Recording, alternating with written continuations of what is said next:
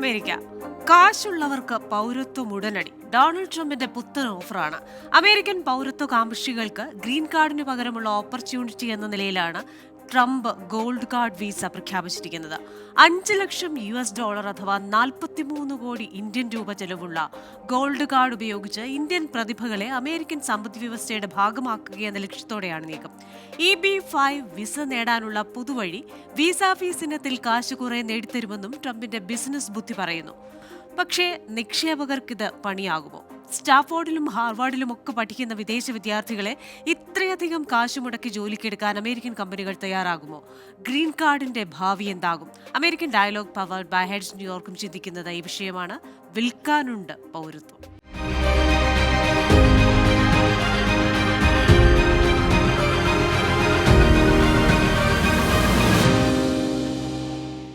ഇന്നത്തെ എന്റെ അതിഥികൾ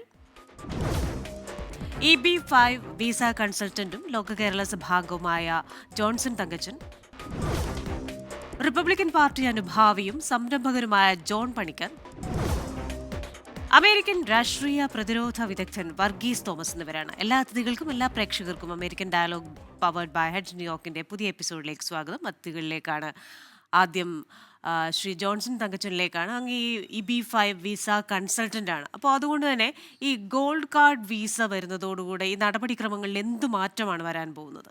Christina, EB-5 visa investment programme ശരിക്കും പറഞ്ഞു കഴിഞ്ഞാൽ 1990കളുടെ കാലഘട്ടത്തിൽ അമേരിക്കയിൽ ആരംഭിച്ച ഒരു ഇമിഗ്രേഷൻ ഇൻവെസ്റ്റർ പ്രോഗ്രാമാണ്. അത് ബേസിക്കലി അമേരിക്കയിലെ തൊഴിലവസരങ്ങൾ വർദ്ധിപ്പിക്കുന്നതിന് വേണ്ടിയുള്ള ഫോറിൻ ഇൻവെസ്റ്റ്മെന്റിനെ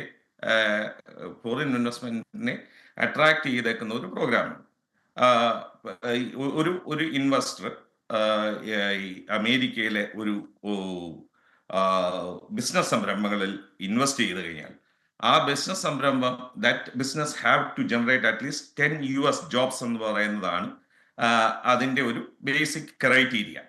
10 US തൊഴിലവസരങ്ങൾ സൃഷ്ടിക്കപ്പെടുന്ന ഒരു ബിസിനസ് സംരംഭത്തിൽ നിങ്ങൾ പൈസ ഇൻവെസ്റ്റ് ചെയ്ത് കഴിഞ്ഞു കഴിഞ്ഞാൽ നിങ്ങളുടെ ഫാമിലിക്ക്, husband, wife, kids below 21 years, നിങ്ങൾക്ക് പെർമനന്റ് റെസിഡൻസ്, നിങ്ങൾക്ക് ഗ്രീൻ കാർഡോട് കൂടി അമേരിക്കയിലേക്ക് മൈഗ്രേറ്റ് ചെയ്യാനുള്ള ഒരു പ്രോഗ്രാമാണ് EB-5 വിസ. ഇത് 1990 മുതൽ ഇന്നേ വരെ വളരെ സക്സസ്ഫുൾ ആയിട്ട് ഓടിക്കൊണ്ടിരിക്കുന്ന അനേകമായിരങ്ങൾ സക്സസ്ഫുള്ളി ഇൻവെസ്റ്റ്മെന്റ് ചെയ്ത് വിസ എടുത്ത് ഇവിടുത്തെ വളരെ സക്സസ്ഫുൾ ആയിട്ടുള്ള ബിസിനസ്സുകാരും ജോലിക്കാരും അവർ വളരെ നല്ല ഒരു ഫാമിലി ലൈഫ് നയിച്ചുകൊണ്ടിരിക്കുന്ന ഒരു പ്രോഗ്രാമാണ്. വളരെ സക്സസ്ഫുൾ ആയിട്ട് ഓടിക്കൊണ്ടിരിക്കുന്ന പ്രോഗ്രാമാണ്. ഇപ്പോൾ ട്രംപ് ഗവൺമെന്റ് പ്രപ്പോസ് ചെയ്യുന്ന ഗോൾഡ് കാർഡ് വിസ അത് EB-5 പ്രോഗ്രാമിനെ റീപ്ലേസ് ചെയ്യുമോ എന്നുള്ളതിനെ പറ്റി ഒരു ക്ലാരിറ്റി ഇതുവരെ വന്നിട്ടില്ല. ആ ഒരു ക്ലാരിറ്റി ഒരു വിതിൻ 2 വീക്സിനുള്ളിൽ തന്നെ ആ ഒരു ക്ലാരിറ്റി കിട്ടും എന്നാണ് പ്രതീക്ഷിക്കുന്നത്. കഴിഞ്ഞ ദിവസത്തെ ഒരു ന്യൂസ് കോൺഫറൻസിൽ അതിനെ പറ്റി ഒരു 2 വീക്കിനുള്ളിൽ തന്നെ ഒരു ക്ലാരിറ്റി ഉണ്ടാവും എന്നുള്ളതാണ് പറഞ്ഞിട്ടുള്ളത്. EB-5 വിസയിൽ ഇപ്പോഴത്തെ കറണ്ട് അഡ്മിനിസ്ട്രേഷൻ പറയുന്നത് പോലെ ചില EB-5 റീജിയണൽ സെന്റേഴ്സുകൾ ഈ EB-5 പ്രോജക്റ്റുകൾ മിസ്യൂസ് ചെയ്തിട്ടുണ്ടോ എന്ന് ചോദിച്ചു കഴിഞ്ഞാൽ യെസ്, വിരലിൽ എണ്ണാവുന്ന ചില റീജിയണൽ സെന്റേഴ്സുകൾ ഇത് മിസ്യൂസ് ചെയ്യപ്പെട്ടിട്ടുണ്ട്. എന്ന് വെച്ച് കഴിഞ്ഞാൽ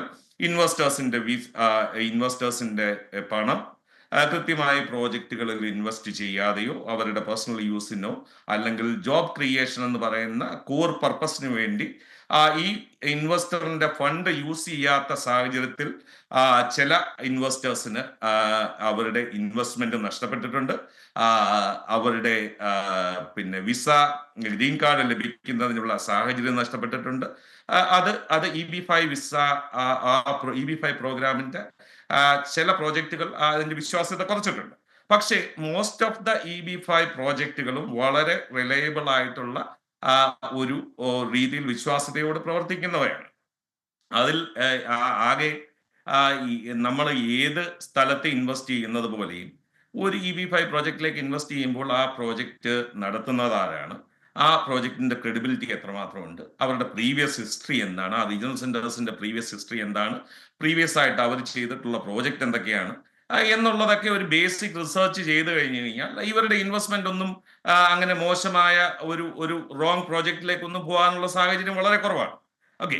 ഇതൊന്നും ആകാതെ ചില ചില ഫേക്ക് ആയിട്ടുള്ള ചില അഡ്വർടൈസ്മെന്റുകളിൽ വീണ് പോയിട്ടുള്ള ചില ആളുകൾക്ക് പൈസ നഷ്ടപ്പെട്ടിട്ടുണ്ടോ എന്ന് ചോദിച്ചു കഴിഞ്ഞാൽ ചില ചില ആളുകൾക്ക് പൈസ നഷ്ടപ്പെട്ടതായിട്ട് ഉള്ള അറിവുകളുണ്ട്. ഓക്കെ. പക്ഷേ മോസ്റ്റ് ഓഫ് ദ റീജിയണൽ സെന്റേഴ്സും USCISന്റെ റൂൾസ് പ്രകാരം വർക്ക് ചെയ്യുകയും അത് അത് പാലിച്ചുകൊണ്ട് മാത്രം നീങ്ങുന്ന റീജിയണൽ സെന്റേഴ്സുകളാണ് most of the regional centres.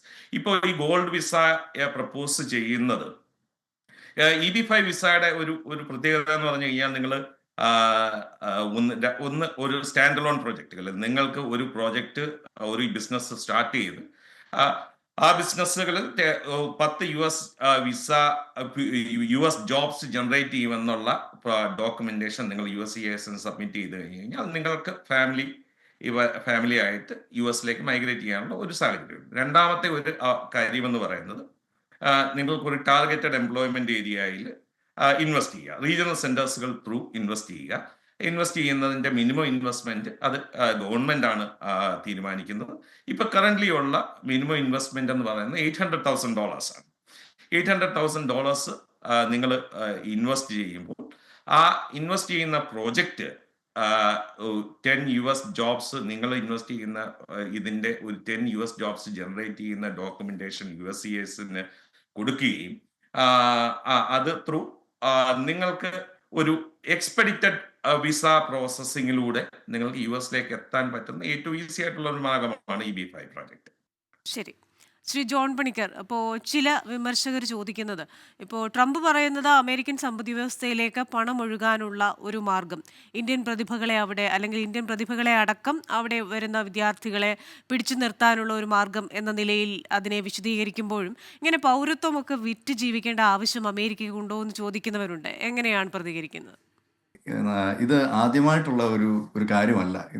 ഇതിനു മുമ്പ് തന്നെ സിമിലർ സംഭവം അമേരിക്കയിലുണ്ട്. അതുപോലെ തന്നെ നമ്മൾ നോക്കുകയാണെങ്കിൽ ഇത് UK കാനഡയിലുണ്ട്, ഒരുപാട് രാജ്യങ്ങളിലുണ്ട്, ടർക്കിയിലുണ്ട്, UAE അപ്പോൾ കാനഡയിൽ 1.2 മില്യൺ ആണ്. അതുപോലെ തന്നെ എനിക്ക് തോന്നുന്നു UK 5 മില്യൺ ആണെന്ന് തോന്നുന്നു.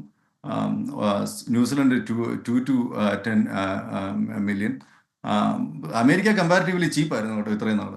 ഇവിടെ വളരെ ഓപ്പൺ ആയിട്ട് ആർക്കും കയറി വരാവുന്ന രീതിയിൽ നാദൻലാ കളരി പോലെ ഫ്രീ ആയിട്ട് കയറി വരിക, കാരവാൻസ് ആഫ്റ്റർ കാരവാൻസ് വരിക, ബോർഡറിൽ കൂടെ ആർക്കും കയറി വരാം. They are leaving for basically free. They coming here for free and then leave with benefits. എല്ലാ ബെനിഫിറ്റ്സും കിട്ടും, എല്ലാം ഫ്രീ ആണ്. പിന്നെ സായിപ്പന്മാർ ഈ സിസ്റ്റം ഉണ്ടാക്കി വെച്ചിരിക്കുന്നത് അത് എക്സ്പ്ലോയിറ്റ് ചെയ്യുന്നെന്ന് അവർ മനസ്സിലാക്കി തുടങ്ങി. എല്ലാ ഏരിയാസിലും മാറ്റങ്ങൾ ഉണ്ടാക്കുകയാണ്. ഈ എക്സ്പ്ലോയിറ്റേഷൻ എങ്ങനെ തടയാം? നമ്മളിപ്പോൾ നോക്കുകയാണെങ്കിൽ ഓൾമോസ്റ്റ് എല്ലാ വിസ കാറ്റഗറിയിലും കള്ളത്തരമാണ്. ഏകദേശം 7 ലക്ഷം പേരോളം കള്ളത്തരത്തിൽ ഇന്ത്യക്കാർ തന്നെ ഇവിടെ ഉണ്ടെന്നാണ് പറയുന്നത്.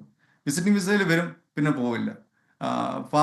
പിന്നെ ആങ്ങളെയും പെങ്ങളും കല്യാണം കഴിക്കും, ഇവിടെ വരും. അങ്ങനെ കള്ളത്തരത്തിൽ എല്ലാ രീതിയിലും എല്ലാ മേഖലയിലും കള്ളത്തരമാണ് 10-20 വർഷമായിട്ട് നടന്നുകൊണ്ടിരുന്നത്. അപ്പോൾ അതിനെല്ലാം ഒരു മാറ്റം വരികയാണ്.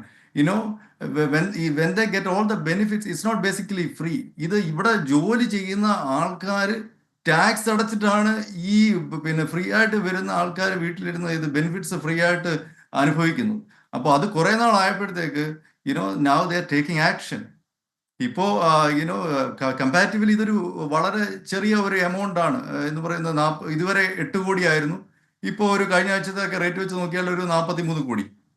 അതൊരു സാധാരണക്കാരനെ സംബന്ധിച്ചിടത്തോളം അത് ഒരു വലിയ ഒരു ഇതായിരിക്കും. പക്ഷേ ഇൻവെസ്റ്റേഴ്സിനെ സംബന്ധിച്ചിടത്തോളം ലോകത്തിൽ ആരും സമ്മതിക്കുന്ന ഒരു കാര്യമാണ്, അമേരിക്കയിലെ പോലെ ഓപ്പർച്യൂണിറ്റി ഉള്ള ഒരു സ്ഥലം ഈ ഭൂലോകത്തുനിന്ന് വേറെ ഇല്ല ഈ ബിസിനസ്സുകൾക്ക്. ഇവിടെ ഒരു ബിസിനസ് തുടങ്ങുന്നതെന്ന് വെച്ച് കഴിഞ്ഞാൽ അതൊരു ഡ്രീമാണ് ഏതൊരു മനുഷ്യനെ സംബന്ധിച്ചിടത്തോളം. ഇപ്പം എനിക്ക് തോന്നുന്നത് ഇപ്പം ഇത് ക്യൂ ആയിരിക്കും. ലക്ഷക്കണക്കിന് ആൾക്കാർ ഇതിനു വേണ്ടിയിട്ട് ചൈനയിൽ നിന്നും ഇന്ത്യയിൽ നിന്നും അങ്ങനെ ഈ പറയുന്ന രാജ്യങ്ങളിൽ നിന്നെല്ലാം ഇവിടോട്ടൊരു പ്രവാഹം തന്നെ ഉണ്ടാവുമെന്നാണ് നമ്മൾ മനസ്സിലാക്കുന്നത്. എന്താണ് ഇപ്പോൾ 1 മില്യൺ ഇൻവെസ്റ്റ് ചെയ്യുന്ന 1 മില്യൺ ഇപ്പോൾ സാർ പറഞ്ഞതുപോലെ, ജോൺസൺ സാർ പറഞ്ഞ പോലെ എക്കണോമിക്കായിട്ട് പിന്നെ പൂറായിട്ടുള്ള സ്ഥലങ്ങളിലാണ് ഈ 800,000 10 ജോബ് പ്രൊവൈഡ് ചെയ്യണം. അപ്പോൾ 1 മില്യൺ എന്ന് പറയുവാണെങ്കിൽ തന്നെ ഇപ്പോൾ ഒരു 5 മില്യൺ ആയി കഴിയുമ്പോഴത്തേക്ക് ഡെഫിനറ്റ്ലി ഈ ജോബ്സ് ക്രിയേറ്റ് ചെയ്യുന്നതിൻ്റെ നമ്പറും കൂടും. അതുപോലെ തന്നെ ഈ കള്ളത്തരം കാണിക്കുക, ഉദാഹരണത്തിന് ഈ 5 ജോബ് ക്രിയേറ്റ് ചെയ്യുന്നൊക്കെ പറഞ്ഞു കഴിഞ്ഞാൽ അത് ഫുള്ള് ഉടായ്പാണ്. ബേസിക്കലി അവർ തന്നെ ചുമ്മാതെ എഴുതി കൊടുക്കും, അവർ തന്നെ പൈസ റോൾ ചെയ്യും. ഈ ജോലി ചെയ്യുന്നവൻ അവസാനം ഈ പൈസ ഇവന് കൊടുക്കണം ടാക്സ് അടയ്ക്കാനായിട്ട് എംപ്ലോയറിന്.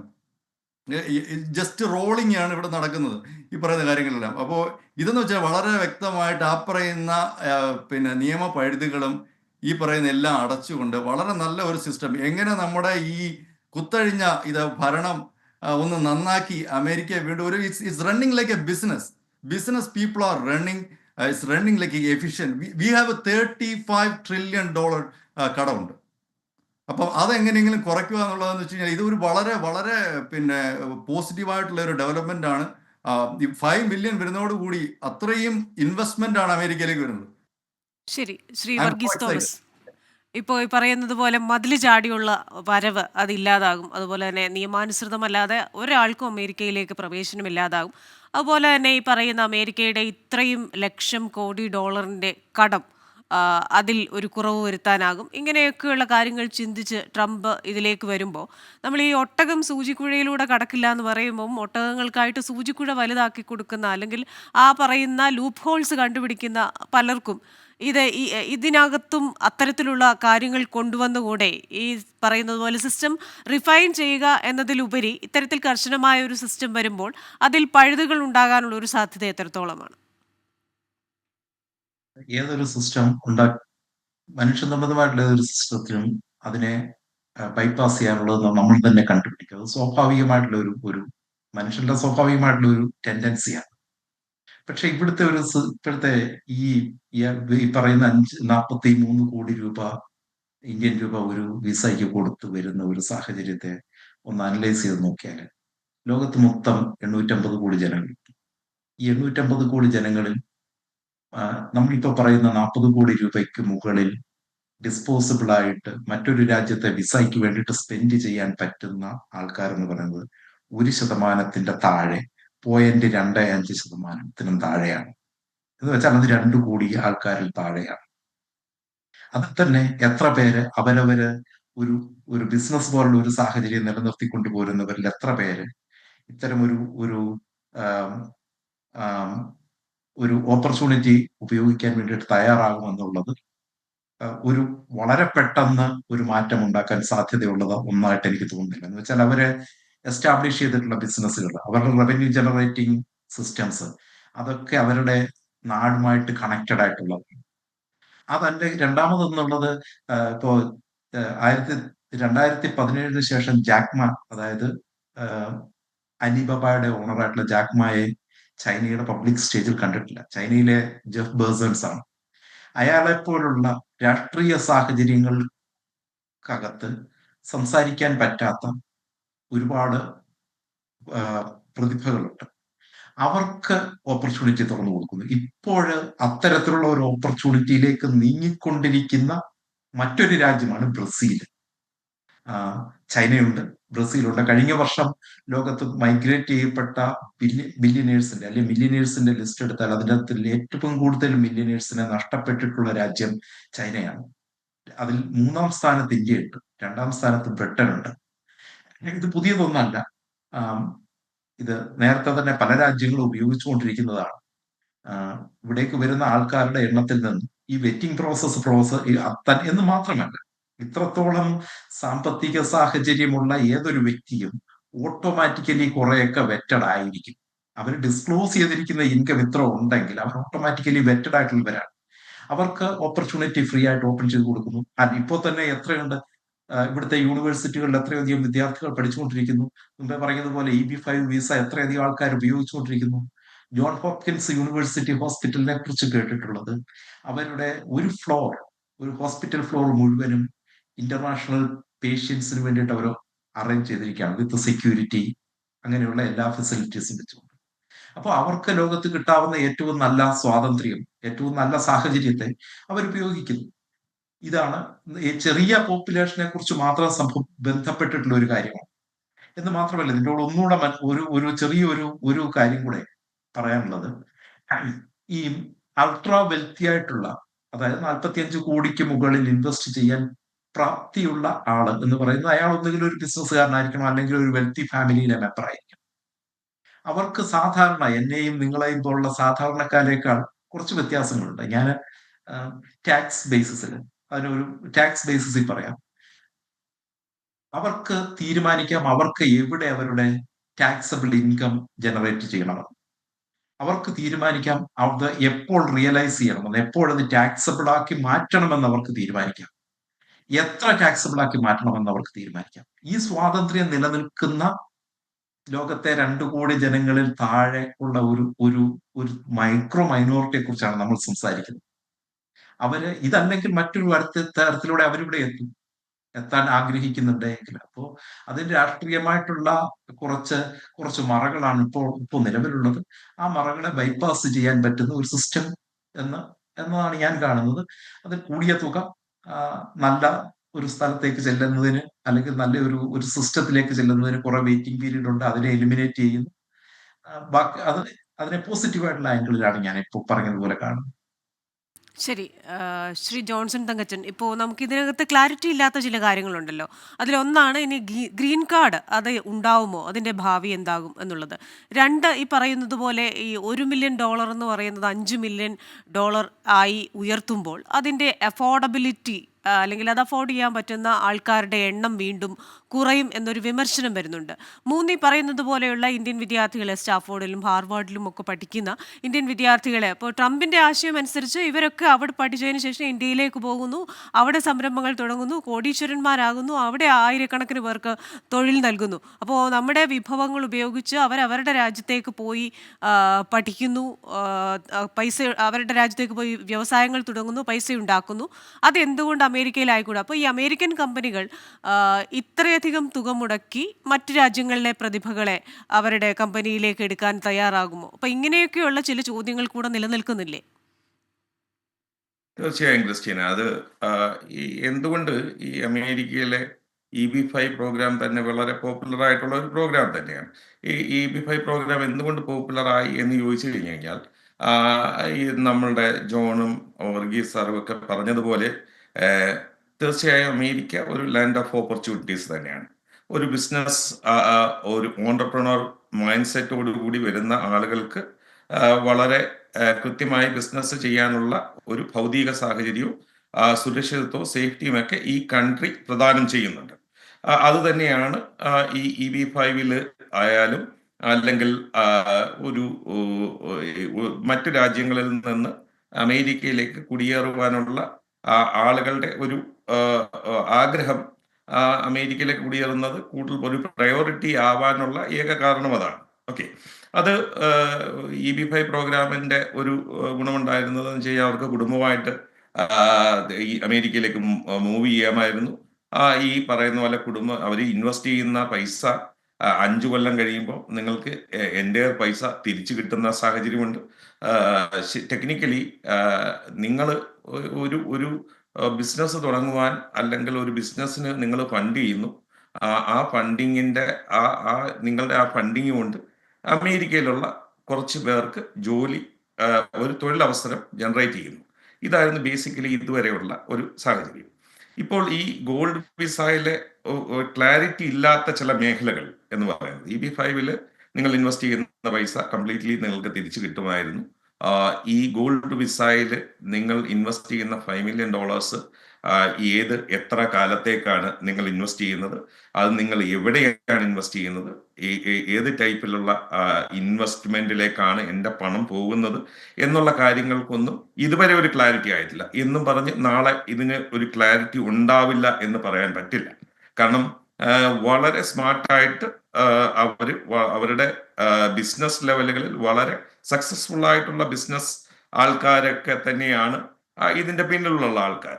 അതുകൊണ്ട് അവരുടെ ഒരു ഫോറിൻ ഇൻവെസ്റ്റ്മെന്റ് വരുമ്പോൾ ആ ഇൻവെസ്റ്റ്മെന്റ് എത്ര കൃത്യമായിട്ട് ഉപയോഗിക്കണമെന്നും ആ ഉപയോഗം കൊണ്ട് എങ്ങനെ ഒരു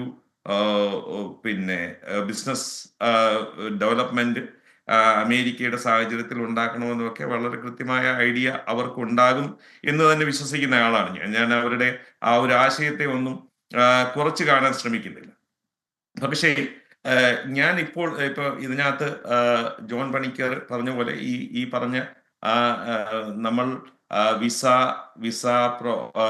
ഈ പറയുന്ന ബിസിനസ് ഇൻവെസ്റ്റർ വിസയിൽ നിന്ന് വ്യത്യസ്തമായ ചില കാര്യങ്ങളൊക്കെ നമ്മുടെ പ്രിയ സുഹൃത്ത് ജോൺ ചൂണ്ടിക്കാട്ടി. ഓക്കെ, അത് അങ്ങനത്തുള്ള സാഹചര്യങ്ങൾ ഈ പറഞ്ഞ പോലെ വേലിചാടി വരിക, പിന്നെ കാരവാൻ, ഇതൊക്കെ പറഞ്ഞിട്ടുണ്ട്.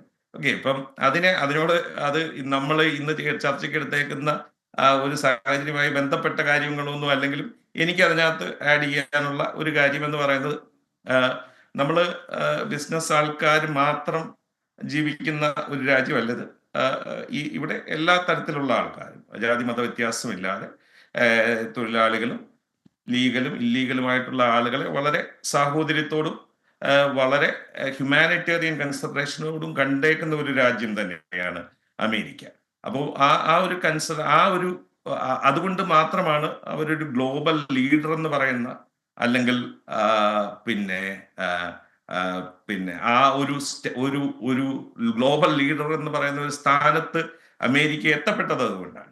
ഇപ്പോൾ ചില ഇന്റർനാഷണൽ പ്രോഗ്രാമുകളിൽ നിന്നൊക്കെ പിൻവലിക്കപ്പെടുമ്പോൾ അമേരിക്കയ്ക്ക് തികച്ചും നമ്മളുടെ സാധാരണക്കാരനായിട്ടുള്ള, അല്ലെങ്കിൽ അമേരിക്കൻ വികാരം, അല്ലെങ്കിൽ അമേരിക്കൻ നാഷണൽ വികാരം ഉള്ളിൽ കൊണ്ടു നടക്കുന്ന ആളുകൾക്ക് ഒരു പിന്നെ എനർജി ഉണ്ടാക്കുന്ന ചില പ്രഖ്യാപനങ്ങൾ നടത്തിയിട്ടുണ്ട്. ഞങ്ങൾ ഇന്ന ഒരു USAID നിന്ന് പിന്മാറുന്നു, ഞങ്ങൾ വേൾഡ് ഹെൽത്ത് ഓർഗനൈസേഷനിൽ നിന്ന് പിന്മാറുന്നു തുടങ്ങിയ അത് ഇത്രമാത്രം $1 ബില്യൺ അമേരിക്കൻ സാമ്പത്തിക വ്യവസ്ഥയിലേക്ക് ആഡ് ചെയ്യപ്പെടും എന്നുള്ള ചില പ്രഖ്യാപനങ്ങൾ. ആ പ്രഖ്യാപനങ്ങൾ കൊണ്ട് തീർച്ചയായും ഇവർ പറയുന്നത് പോലെ ഈ ഒരു സാമ്പത്തിക നേട്ടം ഉണ്ടാവുമെങ്കിലും നമ്മൾ എന്തുകൊണ്ട് അമേരിക്ക ഒരു ഗ്ലോബൽ ലീഡറായിട്ട് അക്സെപ്റ്റ് ചെയ്തു എന്നുള്ളതിനൊരു ചരിത്രമുണ്ട്. കാരണം നമ്മൾ പല കാര്യങ്ങളിലും ലോകത്ത് നടക്കുന്ന വളരെ നിർണായകമായ ഇഷ്യൂകളിലൊക്കെ ക്രിയാത്മകമായ ഇടപെടലുകൾ നടത്തിയ, മനുഷ്യത്വപരമായ ഇടപെടലുകൾ നടത്തിയ ഒരു രാഷ്ട്രമാണ് അമേരിക്ക. അതുകൊണ്ട് മാത്രമാണ് ഇപ്പോഴും അമേരിക്കയെ ഒരു ഗ്ലോബൽ ലീഡറായിട്ട് അംഗീകരിക്കുന്നത്. ഈ പറയുന്ന മാറ്റങ്ങളൊക്കെ ഒരു ബിസിനസ് റൺ ചെയ്യുമ്പോൾ പ്രാവർത്തികമാവുമെങ്കിലും ഒരു രാഷ്ട്രം എന്ന നിലയിൽ അത് അമേരിക്കയ്ക്ക് എത്രമാത്രം ഗുണം ചെയ്യുമെന്ന് കണ്ടറിയേണ്ട കാര്യമാണ്. ട്രംപിന്റെ പല നടപടികളും, അദ്ദേഹം ഒരു രാജ്യത്തലവൻ എന്നതിലുപരി അദ്ദേഹം അമേരിക്കയെ ഒരു കോർപ്പറേറ്റ് കമ്പനിയായിട്ട് കണ്ട് അത് ഏറ്റെടുത്തു. മറ്റു രാജ്യങ്ങളുമായിട്ടുള്ള ആ ഒരു ബന്ധത്തിലും ഓരോ രാജ്യങ്ങളും ഓരോ കോർപ്പറേറ്റ് കമ്പനികൾ, അപ്പോൾ ഈ ഓരോ രാജ്യങ്ങളുടെയും പ്രതിനിധികളെ കാണുന്നതും കമ്പനികളുടെ പ്രതിനിധികൾ എങ്ങനെ നമ്മളൊരു കമ്പനിയുടെ പ്രതിനിധിയെ ട്രീറ്റ് ചെയ്യുന്നു എന്ന രീതിയിൽ എല്ലാം ഒരു ബിസിനസ് രീതിയിലേക്ക് കാര്യങ്ങൾ മാറിക്കൊണ്ടിരിക്കുകയാണ്. അപ്പോൾ അങ്ങ് പറഞ്ഞു, ലോകത്ത് എവിടെയുമുള്ള ബിസിനസ്സുകാർക്ക് അല്ലെങ്കിൽ ഒരു ഇൻവെസ്റ്റർക്ക് അമേരിക്കയിൽ ഇൻവെസ്റ്റ് ചെയ്യുക എന്ന് പറയുന്നത് അവരുടെ ഒരു സ്വപ്നമാണ്. പക്ഷേ ഇവിടെ ചോദ്യം ആ സ്വപ്നമായി തന്നെ നിലനിൽക്കുമോ എന്നുള്ളതാണ്. അതുപോലെ തന്നെ നമ്മുടെ മറ്റു പാനലിസ്റ്റ് പറഞ്ഞതുപോലെ തന്നെ ഇത് ഒരു ഒരു വളരെ ചെറിയ ശതമാനം ജനങ്ങളെക്കുറിച്ചുള്ള ഒരു ചർച്ചയാണ് നമ്മളിവിടെ നടത്തുന്നത്. അപ്പോൾ ലോക ജനസംഖ്യ 850 കോടി എന്ന് പറയുമ്പോൾ 2 കോടി ജനങ്ങളിൽ താഴെയുള്ള ഒരു വിഭാഗത്തെക്കുറിച്ച് നമ്മൾ ചർച്ച ചെയ്യുമ്പോൾ ഈ 2 കോടിയിൽ താഴെ വരുന്ന ജനവിഭാഗം, അതിൽ തന്നെ എത്ര പേര് ഇതിലേക്ക് ഓപ്റ്റ് ചെയ്യും എന്ന് നമുക്കറിയില്ല. കാരണം അവർക്കൊരു വ്യക്തതയില്ലേ. 43 കോടി ഇന്ത്യൻ രൂപ, അല്ലെങ്കിൽ ഈ പറയുന്ന $5 ലക്ഷം എന്നൊക്കെ പറയുന്നത് മുടക്കി അവിടെ വന്നതിന് ശേഷം അത് എന്നവർക്ക് തിരിച്ചു കിട്ടും? ബിസിനസ്സുകാരെല്ലാം അവർക്ക് ബിസിനസ് കണ്ണുള്ളവരാണല്ലോ. മറ്റു രാജ്യങ്ങളിൽ ഇതിലും ചിലവേറിയതുണ്ടെന്ന് പറയാം. പക്ഷേ എന്നാൽ പോലും ഈ യൂറോപ്പിലുള്ള ചില രാജ്യങ്ങളിലൊക്കെ ചിലവ് കുറഞ്ഞു വന്നതിന് ശേഷം അവരുടെ ബിസിനസ്സുകൾ മറ്റ് യൂറോപ്യൻ രാജ്യങ്ങളിലേക്ക് ചിലവ് കുറഞ്ഞ രീതിയിലൊക്കെ വ്യാപിപ്പിക്കുന്നവരൊക്കെ ഉണ്ട്. അപ്പോൾ അവരും ബിസിനസ്സുകാരാണല്ലോ. അപ്പോൾ എത്ര പേര് ഇത് ഉപയോഗപ്പെടുത്തും, അല്ലെങ്കിൽ അവർ ഉപയോഗപ്പെടുത്തുന്ന ആ പണം അമേരിക്കൻ എക്കോണമിയിൽ ഒരു മൾട്ടിപ്ലയർ നമ്മൾ അപ്ലൈ ചെയ്താൽ പോലും അത് എത്രത്തോളം അമേരിക്കൻ സമ്പദ് വ്യവസ്ഥയെ പരിപോഷിപ്പിക്കുമെന്ന ചോദ്യങ്ങളൊക്കെ നിലനിൽക്കുന്നില്ലേ? അതെ, അത് പറയാം. ആദ്യം സാറ് പറഞ്ഞതിന്റെ ആ മറുപടി, അതൊരു ക്വസ്റ്റ്യൻ ആണല്ലോ, അതും പറയട്ടെ. ഇപ്പം സാർ പറഞ്ഞ with all due respect, sir പറഞ്ഞ കാര്യം ഞാൻ അംഗീകരിക്കുമ്പോൾ തന്നെ ഇപ്പോൾ എൻ്റെ മനസ്സിലേക്ക് വന്നത്, ഇപ്പോൾ ഈ സിംഹവും ആടും ഒക്കെ ഒരുമിച്ച് ജീവിക്കുന്ന ഇല്ലീഗൽസ് എന്ന് പറയുമ്പോൾ അത് ക്രിമിനൽസ് ഒരുപാടുണ്ട്. ഇപ്പൊ ഇന്ത്യയിൽ തന്നെ അയച്ചതിനകത്ത് ഒരുപാട് പേര് ഇന്ത്യയുടെ വാണ്ടഡ് ക്രിമിനൽസ് ആയിരുന്നു. അമേരിക്കയുടെ ബൈഡൻ അഡ്മിനിസ്ട്രേഷൻ കൊടുക്കാതെ വെച്ചിരുന്ന ക്രിമിനൽസ് ആണ്. ഇന്ത്യ ചോദിച്ചിട്ടും കൊടുക്കാതെ വെച്ചിരുന്ന ക്രിമിനൽസിനെ ഉൾപ്പെടെയാണ് നമുക്കിപ്പോൾ കിട്ടിയത്, പിന്നെ നമ്മുടെ ഫ്ലൈറ്റിൽ കിട്ടിയത്. അതുപോലെ തന്നെ ഇപ്പൊ ഇതിനകത്ത് പ്രശ്നം എന്താ വെച്ച് കഴിഞ്ഞാൽ, ഈ ഇല്ലീഗൽസ് എന്ന് വെച്ച് കഴിഞ്ഞാൽ ദേ ആർ ലൈക്ക് ഈ പ്രേതം പോലാണ്. ഒരു ഐഡന്റിറ്റി ഇല്ല.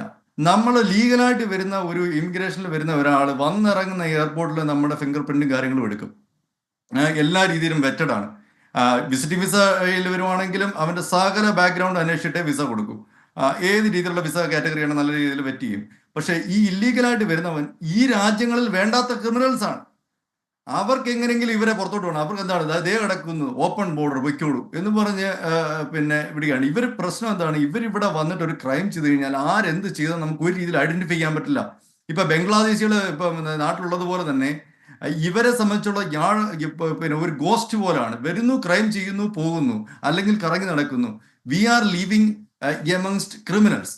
അപ്പോ പിന്നെ ഇപ്പൊ സൊസൈറ്റിയിലേക്ക് പേടിയാണ്. ഇപ്പോ പാരീസിൽ അല്ലെ അതുപോലെ ഇവിടുത്തെ സിറ്റികളിലേക്ക് ആൾക്കാർക്ക് വലിയ വലിയ ഷോപ്പിംഗ് കോംപ്ലക്സുകളിലൂടെ ഷോപ്പിങ്ങിന് പോകാൻ പേടിയാണ്. എപ്പോഴാണ് കുത്ത് കിട്ടുന്നതെന്ന് പറയാൻ പറ്റില്ല. അതാണ് അവസ്ഥ. അപ്പോ പിന്നെ ഇപ്പൊ ഇതുപോലുള്ള കാര്യങ്ങൾ നമ്മൾ പറയുന്നു. പക്ഷെ ഇപ്പൊ പുറത്തോട്ട് പോയി കഴിഞ്ഞാൽ ഈ ഹ്യൂസ്റ്റണിൽ തന്നെ, എന്റെ സിറ്റിയിൽ തന്നെ പിന്നെ തീവ്രവാദികൾ വെടിവെച്ച് പോലെ FBI പിടിച്ചവരുണ്ട്. അപ്പൊ നമുക്ക് വളരെ സൂക്ഷിക്കണം. ഇപ്പൊ ഇവിടെ നിന്ന് കാര്യങ്ങൾ പറയുമ്പോൾ നമുക്ക് പിന്നെ നമ്മുടെ നൈബേഴ്സ് ആരാണ്, കാര്യങ്ങൾ നമ്മൾ വളരെ സേഫ്റ്റി ആയിട്ട് ഇരിക്കേണ്ടത്. അപ്പൊ അത്രത്തോളം ക്രിമിനൽസ് പല രീതിയിൽ നിന്ന് തീവ്രവാദികൾ ഉൾപ്പെടെ ലോകത്തിലെ കൊടിയ തീവ്രവാദികൾ ഇതിനകത്ത് വന്നിട്ടുണ്ട്. അപ്പൊ അവര് നമ്മുടെ ഇടയിൽ എങ്ങനെ ജീവിക്കാൻ പറ്റും? അപ്പം we are not against immigration. പക്ഷെ വരുന്നത് പ്രോപ്പർ ആയിരിക്കണം. വിസിറ്റിംഗ് വിസ ആണെങ്കിലും പ്രോപ്പർ ചാനലായിരിക്കണം, എല്ലാം പ്രോപ്പർ ആയിരിക്കണം. അതാണ് ഇവിടെ പറയുന്നത്. അതുപോലെ തന്നെ ഈ സാറ് പറഞ്ഞ പോലെ ഒരു മൈനോറിറ്റി, ഒരു ചെറിയ ശതമാനം ആൾക്കാരെ ബാധിക്കുന്നെങ്കിലും അതിന്റെ ഇമ്പാക്റ്റ് ഈ ലോകത്തെ തന്നെ മാറ്റിമറിക്കുന്ന ഇമ്പാക്റ്റ് ആയിരിക്കും. കാരണം പണക്കാരാണ്. ഇവരുടെ പണം എന്താണ്, ഈ പണം കൊണ്ടുവന്ന് ഇവിടെ അത്രത്തോളം തൊഴിലവസരങ്ങളാണ് ഇവിടെ കൂടുന്നത്. അത്രത്തോളം അവർക്ക് ബിസിനസ് ടാക്സ് ഉണ്ട്. ഈ അമേരിക്കയിലെ ഏതൊരു കമ്പനിയെ പോലെ ഓപ്പറേറ്റ് ചെയ്യാം. ബിസിനസ് ടാക്സ് വഴിയുള്ള വരുമാനം, അതുപോലെ തന്നെ ഈ കിട്ടുന്ന വരുമാനം, എത്രയും പേർക്ക് ജോലിയാവുന്നു, അൺഎംപ്ലോയ്മെന്റ് കുറയുന്നു. It's will be golden days for America. അതാണ് നമ്മൾ കാണുന്നത്. ആ ഒരു ഇമ്പാക്റ്റ് അമേരിക്കയ്ക്കും അതുമൂലം പുറത്തേക്കുള്ള, ആദ്യം നമ്മൾ നമ്മുടെ ഉള്ളിലുള്ള ഫിനാൻസ് അല്ലേ ശരിയാക്കേണ്ടത്. പിന്നീടല്ല നമ്മൾ ഉദാരവൽക്കരണം എടുത്ത് ലോകത്തിന് മൊത്തത്തിൽ ഇങ്ങനെ അഫ്ഗാനിസ്ഥാനിലും പിന്നെ അതുപോലുള്ള നമ്മൾ എവിടൊക്കെയാണ് പൈസ പോകുന്നത് യാതൊരു കണക്കുമില്ല. എല്ലാ ഡിപ്പാർട്ട്മെന്റിലും 10-20 വർഷമായിട്ട് നടന്നുകൊണ്ടിരുന്നത് ഏത് ഡിപ്പാർട്ട്മെന്റ് എടുത്തു നോക്ക്, എല്ലാ ഡിപ്പാർട്ട്മെന്റും ഭൂലോക അഴിമതി വെച്ച് കഴിഞ്ഞാൽ ഇത് അമേരിക്ക നടക്കുന്ന അഴിമതി ലോകത്തെങ്ങും നടന്നിട്ടില്ലെന്ന് പറയുന്നത്. അത്രത്തോളം ഓരോ ദിവസവും എന്തെല്ലാം കള്ളത്തരങ്ങളാണ്. 150-200 വയസ്സായവർക്ക് വരെ ബെനിഫിറ്റ് കൊടുത്തുകൊണ്ടിരിക്കുകയാണ്. മനസ്സിലായോ? 70,000 ഫെഡറൽ വർക്കേഴ്സിനെയാണ് പിന്നെ ലീവിലേക്ക് വിടുന്നത്. 20,000 പേരെ ഫയർ ചെയ്തു. അധിക ചെലവാണ്. പലരും 2-3 ജോലികളാണ് ചെയ്യുന്നത്. റിമോട്ട്, ശരിക്കും പറഞ്ഞാൽ എങ്ങും വർക്ക് ചെയ്യുന്നില്ല, ചുമ്മാ തരുന്ന പൈസ മേടിക്കുകയാണ്. റിമോട്ട് ജോബ് എന്ന് പറയും. ഇപ്പൊ എല്ലായിടത്തും ഓഫീസിൽ വരാൻ മതി. ഇതൊക്കെയാണ് ഇവിടെ നടക്കുന്നത്. വർഷങ്ങളായിട്ട് ഇത്തരത്തില് ചോർന്നു പോയിക്കൊണ്ടിരിക്കുന്ന പൈസ എല്ലാം ചോർച്ചയടക്കുക, പച്ച മലയാളത്തിൽ ചോർച്ചയടക്കുക. അതാണ് ഇവിടെ സംഭവിച്ചത്.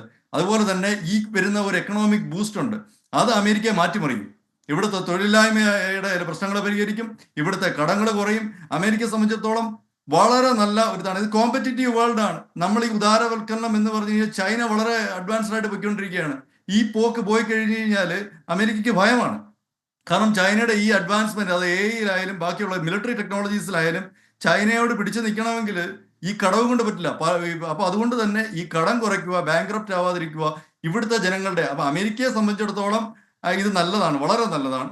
ശരിക്കും പറഞ്ഞു കഴിഞ്ഞാൽ ഇന്ത്യയെ സംബന്ധിച്ചിടത്തോളം ഇതിനകത്ത് ഒരു ദോഷം ഉണ്ടാവുന്നതായിട്ട് എനിക്ക് തോന്നുന്നില്ല. കാരണം ഇപ്പോഴൊക്കെ നാട്ടിലൊക്കെ ആൾക്കാർക്ക് ജാക്ക് ഡാനിയലും ബെർബനും ഒക്കെ നാട്ടിൽ വളരെ കുറച്ച് പൈസക്ക് കിട്ടും. അമേരിക്കൻ കാറുകൾ ടെസ്ല വരുവാണ്, ഷോറൂം ഓൾറെഡി ഓപ്പൺ ചെയ്തു. നാട്ടുകാർക്ക് എല്ലാ രീതിയിലും അമേരിക്കൻ വിഭവങ്ങൾ അതുപോലെ തന്നെ ഇവിടെ അങ്ങോട്ടും ഇങ്ങോട്ടും റെസിപ്രോക്കൽ 170% ഉണ്ടായിരുന്ന 100% ആക്കി മാറ്റി പല കാര്യങ്ങളിലും. അതുകൊണ്ട് തന്നെ ഇത് നമുക്കും നല്ല നാട്ടിലെ ഈ പിന്നെ ഫോറിൻ മദ്യം കഴിക്കാൻ ആഗ്രഹിക്കുന്നവർക്ക് നല്ല സമയമാണ്. അതുപോലെ തന്നെ ഇവിടെ ഓടിക്കുന്ന ടെസ്ല, അതേ നമ്മുടെ ഒരു ജനഭൂരിപക്ഷം എന്ന് പറയുമ്പോഴേ നമ്മള് ഈ പറയുന്ന പോലെ അരി വാങ്ങിക്കാൻ കാശില്ലാത്തവരും റേഷൻ കടയുടെ മുമ്പിൽ ക്യൂ നിൽക്കുന്നവരും ഒക്കെ ആയ ഇന്ത്യക്കാരാണ് ബഹുഭൂരിപക്ഷം ആൾക്കാർ. അപ്പൊ അവരെ നമ്മൾ അമേരിക്കൻ മദ്യം കുടിപ്പിക്കുക എന്ന് പറയുന്നതല്ലല്ലോ അതിന്റെ ഒരു സാങ്കത്യം. മറ്റൊന്ന്, അമേരിക്കയെ മഹത്തരമാക്കാൻ വേണ്ടി മറ്റു രാജ്യങ്ങൾ എന്തിനാണ് അതിന്റെ കോസ്റ്റ് സഹിക്കുന്നത്? ഇപ്പോ ട്രംപ് പറയുന്നത് ഇങ്ങോട്ട് വരുന്ന എല്ലാ സാധനങ്ങളും വളരെ വില കുറഞ്ഞു വരട്ടെ, എന്നാൽ ഞങ്ങൾ അങ്ങോട്ട് അതായത് മറ്റു രാജ്യങ്ങളിലേക്കൊക്കെ കയറ്റുമതി ചെയ്യുന്നത്, അതിന് തീരുവ പാടില്ല. അതെന്ത് നയമാണ്? അങ്ങോട്ടൊരു പാല വിട്ടാൽ ഇങ്ങോട്ടും വേണ്ടേ? അപ്പോൾ നമ്മൾ വലിയ ഒരു എന്താ പറയുന്നത്, ഒരു ഒരു ഒരു ഒരു കുടക്കീഴിൽ ഇത് ചിന്തിച്ചു കഴിഞ്ഞു കഴിഞ്ഞാൽ അമേരിക്ക മറ്റ് രാജ്യങ്ങൾ ചത്ത് ചീഞ്ഞ് ഞങ്ങൾക്ക് വളമാകട്ടെ എന്ന് പറയുന്ന ആ പോളിസിയിലേക്ക് പോകുമ്പോൾ ബാക്കി രാജ്യങ്ങൾക്കും ഉണ്ടാവില്ലേ അവരുടേതായ വികാരങ്ങളും അവരുടേതായ സാമ്പത്തിക സ്വപ്നങ്ങളുമൊക്കെ? ട്രംപിന് മാത്രമല്ലല്ലോ. മാഡം, ഹ്യൂജ് ഡിഫറൻസ് ആണ് നമ്മൾ പറയുന്നത്. നമ്മളിപ്പോൾ ഒരു ഫോറിൻ കാർ ഇന്ത്യയിലേക്ക് നമുക്ക് ഒരാൾക്ക് ഇമ്പോർട്ട് ചെയ്യണമെങ്കിൽ അതിന് 170% പൈസ ടാക്സും ഒക്കെ ആയിട്ട്. ഇപ്പം ഇവിടെ തന്നെ നമ്മുടെ അതുപോലെ തന്നെ ഇന്ത്യൻ ഇപ്പൊ ഇവിടെ തന്നെ നമുക്ക് മഹീന്ദ്രയുടെ ജീപ്പ് ഉണ്ട്, അതുപോലെ തന്നെ റോയൽ എൻഫീൽഡ് ബുള്ളറ്റ് അവൈലബിൾ ആണ്. അപ്പം ഇത് തൊഴിലവസരങ്ങളെ ക്രിയേറ്റ് ചെയ്യും. പക്ഷെ മഹീന്ദ്ര അവിടെ വരുമ്പോൾ ബദൽ ചുങ്കം കൊടുക്കേണ്ടി വരുമെന്ന സൂചനയാണ് ഇപ്പോൾ ട്രംപ് പറയുന്നത്. അപ്പൊ മഹീന്ദ്ര അങ്ങോട്ട് വരുമ്പോൾ ബദൽ ചുങ്കം മുടക്കേണ്ടി വരികയും ഹാർലി ഡേവിഡ്സൺ ഇങ്ങോട്ട് വരുമ്പോൾ നമുക്ക് നികുതി കുറയ്ക്കണമെന്ന് പറയുന്നതിൽ സാങ്കത്യമാണ് ഞാൻ ചോദിച്ചത്. നമുക്ക് സമയപരിമിതി ഉള്ളത് കൊണ്ട് നമുക്ക് അടുത്ത പാനലിസ്റ്റിലേക്ക് കൂടെ പോകേണ്ടതുണ്ട്. ശ്രീ വർഗീസ് തോമസ്, ഇപ്പോൾ സുന്ദര സുരഭിലമായ ഒരു അമേരിക്ക, അല്ലെങ്കിൽ അമേരിക്കയെ മഹത്തരമാക്കാൻ വേണ്ടിയുള്ള ഈ ട്രംപിന്റെ നയങ്ങൾ, അതിൽ തന്നെ ഈ പറയുന്ന താരിഫ് ഒക്കെ പ്രഖ്യാപിക്കുമ്പോഴും കഴിഞ്ഞ ദിവസം നമുക്കറിയാം വിപണിയിലടക്കമുണ്ടായ ഇടിവ് അമേരിക്കൻ വിപണിയിലും യൂറോപ്യൻ വിപണിയിലും അത് ഏഷ്യൻ വിപണികളെ എങ്ങനെ ബാധിച്ചു? ഇന്നിപ്പോൾ ഇന്ത്യൻ വിപണികളും വലിയ തകർച്ചയിലായിരുന്നു. അപ്പോൾ ഈ പറയുന്ന ഓരോ തരത്തിലുള്ള പെട്ടെന്ന് വരുന്ന ഈ നയങ്ങൾ, ആ നയങ്ങൾ നിക്ഷേപകരെ ലോകമെമ്പാടും ആശങ്കയിൽ ആഴ്ത്തിക്കൊണ്ടിരിക്കുമ്പോൾ ഇത് എങ്ങനെ അമേരിക്കയ്ക്ക്, ഡോക്ടർ രഘുറാം രാജൻ അടക്കമുള്ള സാമ്പത്തിക വിദഗ്ധർ പറയുന്നത് ഇത്തരത്തിലുള്ള ചില പോളിസീസ് നമ്മൾ ലോകം ഒരിക്കലും കണ്ടിട്ടില്ല, ഇതെന്താ വെള്ളരിക്കാപ്പട്ടണമാണോ എന്ന് ചോദിക്കുന്ന തരത്തിലുള്ള ഈ പോളിസീസ് അത് അമേരിക്കയ്ക്ക് തന്നെ ലോങ് ടേമിൽ തിരിച്ചടിയാകും എന്ന് പറയുന്നുണ്ട്. എങ്ങനെ കരുതുന്നു അതിന്? Thank you for that question. It's വളരെ വളരെ സീരിയസ് ആയിട്ട് സംസാരിക്കേണ്ട ഒരു ക്വസ്റ്റ്യൻ ആണത്. നോക്കൂ, ഞാൻ അതിന് ഒരു ഉദാഹരണം പറഞ്ഞു തുടങ്ങി. 1978 ഹെൻറി കിസിഞ്ചർ ചൈനയുമായിട്ട് ലോങ് ടേം ഡീലുകൾ സൈൻ ചെയ്യുമ്പോൾ ചൈന ഗ്ലോബൽ എക്കണോമിയുടെ ലെസ് ദാൻ 3%, 2% ആയിരുന്നു. ഗ്ലോബൽ എക്കണോമിയുടെ ലെസ് ദാൻ 2% ആയിരുന്നു ചൈന. 1.75%, സോറി, ഗോട്ട് ഇറ്റ്, 1.75% ആയിരുന്നു 1978 ചൈന. അന്ന് അമേരിക്ക ഗ്ലോബൽ എക്കണോമിയുടെ ജി ഡി പി ബേസിസിൽ 28%. 2020 അല്ലെങ്കിൽ 2023 എത്തി നിൽക്കുമ്പോൾ ചൈന ഗ്ലോബൽ എക്കണോമിയുടെ 18% വളരുകയും അമേരിക്ക ഗ്ലോബൽ എക്കണോമിയുടെ 26-നും 27-നും ഇടയിലുള്ള 1% ചുരുങ്ങുകയും, എന്ന് വെച്ചാൽ 1% ചുരുക്കമേ വന്നിട്ടുള്ളൂ. ബേസ് വലുതായി. ഇപ്പോ ന്യൂമറിക്കൽ കാൽക്കുലേഷനിൽ കാര്യമായിട്ടുള്ള ഉടവുകളൊന്നും തട്ടിയിട്ടില്ല. പക്ഷേ പ്രശ്നം എവിടെയാണ് എന്ന് ചോദിച്ചാൽ 1978 ചൈനയോട് സ്വീകരിച്ച നയമാണോ ഇന്ന് സ്വീകരിക്കേണ്ടത്? അന്ന് അതൊരു നമ്മളൊരു ഗെയിം ആണെന്ന് വിചാരിക്കുക, ഒരു സോക്കർ ഗെയിം, ഒരു ഫുട്ബോൾ ഗെയിം ആണെങ്കിൽ ആ ഫുട്ബോൾ ഗെയിമിൽ അന്ന് അമേരിക്ക 28 ഗോൾ അടിച്ച് നിൽക്കുന്നു, ചൈന 2 ഗോൾ അടിച്ച് നിൽക്കുന്നു. ഇപ്പോൾ ഗെയിം മാറിയിരിക്കുന്നു. ഇപ്പോൾ ചൈന 18 ഗോൾ അടിച്ച് നിൽക്കുന്നു, അമേരിക്ക 26 ഗോള്, അവരുടെ ഒരു ഗോളിനെ അവര് റിമൂവ് ചെയ്തിരിക്കുന്നു എന്തോ കാരണം കൊണ്ട്. അങ്ങനെ ഗെയിം ഫീൽഡ് മാറി. ആ ഗെയിം ഫീൽഡിന്റെ സാഹചര്യത്തിൽ നിന്ന് വേണം ഇതിനെക്കുറിച്ച് ചിന്തിക്കാൻ. ഇതിന്റെ ബെനിഫിഷ്യറി ആയിട്ടുണ്ടാവുന്നത്, ഇപ്പോ പറഞ്ഞ ചോദ്യത്തിന്റെ മുമ്പ് പറഞ്ഞ സംസാരത്തിന്റെ ഇടയിലുള്ള ഒരു പോയിന്റ് കൂടി പറയുമ്പോൾ, അമേരിക്കയിലേക്ക് ജർമ്മനി ഒരു കാർ കയറ്റി അയക്കുമ്പോൾ അമേരിക്കയിലേക്ക് വരുന്ന ഈ കാറിന് ഇവിടെ ചാർജ് ചെയ്യുന്നത് ഏതാണ്ട് 2-3% ടാക്സാണ്. ഒരു അമേരിക്കൻ കാർ ജർമ്മൻ മാർക്കറ്റിലേക്ക് വിട്ട് അതിന് 25% ടാക്സാണ്. കോമ്പറ്റേറ്റീവ് അഡ്വാൻറ്റേജ് ഉണ്ടാവുന്നത് ജർമ്മനിക്കാണ്. ഇത്തരം എക്കണോമിക് സിറ്റുവേഷനുകളെ റീവിസിറ്റ് ചെയ്യേണ്ട സമയം കഴിഞ്ഞു എന്ന് മാത്രമല്ല, നമ്മൾ ഇന്ന് കാണുന്ന ലോക സാമ്പത്തിക ക്രമത്തെ ക്രമപ്പെടുത്തിയെടുത്തതില് 1992-നും 2000-നും ഇടയിൽ അമേരിക്കയെ ഭരിച്ച ബിൽ ക്ലിന്റനും അതേസമയം തന്നെ ഇംഗ്ലണ്ടിനെ ഭരിച്ച ടോണി ബ്ലെയറിനും അവരൊക്കെ ചേർത്ത് ഉണ്ടാക്കിയ ഒരു നിയോ ലിബറൽ ഗ്ലോബലൈസ്ഡ് എൻവയോൺമെന്റ് ആണ്. ആ കാഴ്ചപ്പാട് മാറുകയാണ്. ആ കാഴ്ചപ്പാട് മാറാനുള്ള കാരണം ആ നിയോ ലിബറലിസം അതിന്റെ അതിരുകൾ ക്രോസ് ചെയ്തു എന്നുള്ളതാണ്. ആ ക്രോസ് ചെയ്ത അതിരുകളിൽ നിന്ന് അവർ കുറച്ചൊക്കെ സെൽഫ് സെന്റേഡ് ആവുന്നു. നമുക്ക് കുറെ കൂടെ ഗ്രോത്ത് വേണം എന്ന് പറയുന്നു. ഇപ്പോൾ നമ്മുടെ കോർ പോയിന്റിൽ നിന്ന് തന്നെ സംസാരിച്ചാൽ എന്താണ് ട്രംപ് ഇതിൽ നിന്ന് ഉദ്ദേശിക്കുന്നത്? 200 ആൾക്കാർ ഗോൾഡ് കാർഡ് എടുത്താൽ $1 ബില്യൺ, 20,000 ആൾക്കാർ ഗോൾഡ് കാർഡ് എടുത്താൽ $1 ട്രില്യൺ. നമ്മൾ പറയുന്ന 20,000 ആൾക്കാര് വരുന്ന 3 വർഷം കൊണ്ട് എടുത്താൽ മതി. വരുന്ന 3 വർഷം കൊണ്ട് 20,000 ആൾക്കാർ അത് ഉപയോഗിച്ചാൽ മതിയെന്നേ. Is talking about $1 trillion. So അതിന്റെ മാത്സ് കണക്ക് വളരെ ഡീറ്റെയിൽഡ് ആയിട്ട് ഡിസ്കസ് ചെയ്യുന്ന സബ്ജക്റ്റ് ആണ്. ആൻഡ് ട്രംപ് അമേരിക്കയ്ക്ക് പോസിറ്റീവായിട്ടുള്ളത് മാത്രമാണ് ഉദ്ദേശിക്കുന്നത്. അതോടൊപ്പം അയാൾ ഉദ്ദേശിക്കുന്ന മറ്റൊന്നുകൂടെ ഉണ്ടെന്ന് തോന്നുന്നു. ഈ ഇൻവെസ്റ്റ് ചെയ്യുന്നവരൊക്കെ ബിസിനസ് ചെയ്ത് അല്ലെങ്കിൽ ഏതെങ്കിലും ടെക്നിക്കലോ ആയിട്ടുള്ള അഡ്വാൻസ്മെന്റ് ഉണ്ടാക്കിയിട്ട് അവര് പൈസ ഉണ്ടാക്കിയവരായിരിക്കും. അങ്ങനെ പൈസ ഉണ്ടാക്കിയവരുടെ എന്റർപ്രണറിയൽ സ്കില്ലിനെ ഇവിടെ കൂടുതൽ യൂട്ടിലൈസ് ചെയ്യാൻ പറ്റും എന്നുള്ള ഒന്നുകൂടെ ട്രംപ് ആഗ്രഹിക്കുന്നു. അപ്പോൾ അത് അമേരിക്കയ്ക്ക് നല്ലതാണ് എന്ന കാഴ്ചപ്പാടുകാരനാണ്. തീർച്ചയായിട്ടും അത് തന്നെയാണ് പറയുന്നത്. അമേരിക്കയ്ക്ക് അത് നല്ലതാണ്. അമേരിക്ക മാത്രമാണ് ട്രംപിന്റെ മനസ്സിൽ.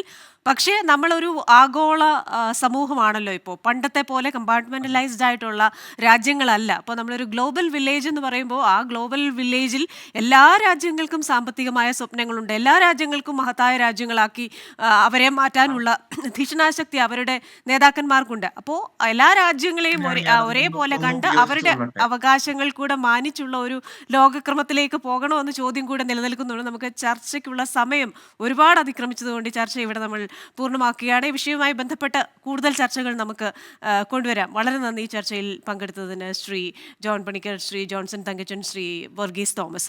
എന്തായാലും കാലികമായ മാറ്റങ്ങൾ ഉണ്ടാകേണ്ടതാണ്. പക്ഷേ അത്തരത്തിൽ കാലികമായ മാറ്റങ്ങൾ ഉണ്ടാകുമ്പോൾ അത് ലോകക്രമത്തെ എങ്ങനെ ബാധിക്കുമെന്ന കാര്യം കൂടി ഓരോ രാഷ്ട്രത്തലവന്മാരും ചിന്തിക്കേണ്ടതാണ്. ഈ ചിന്തയോടുകൂടി American dialogue powered by Hedge New York ഇവിടെ പൂർണ്ണമാവുകയാണ്. അടുത്ത ആഴ്ച മറ്റൊരു വിഷയവുമായി വീണ്ടും കാണാം. Till then stay safe.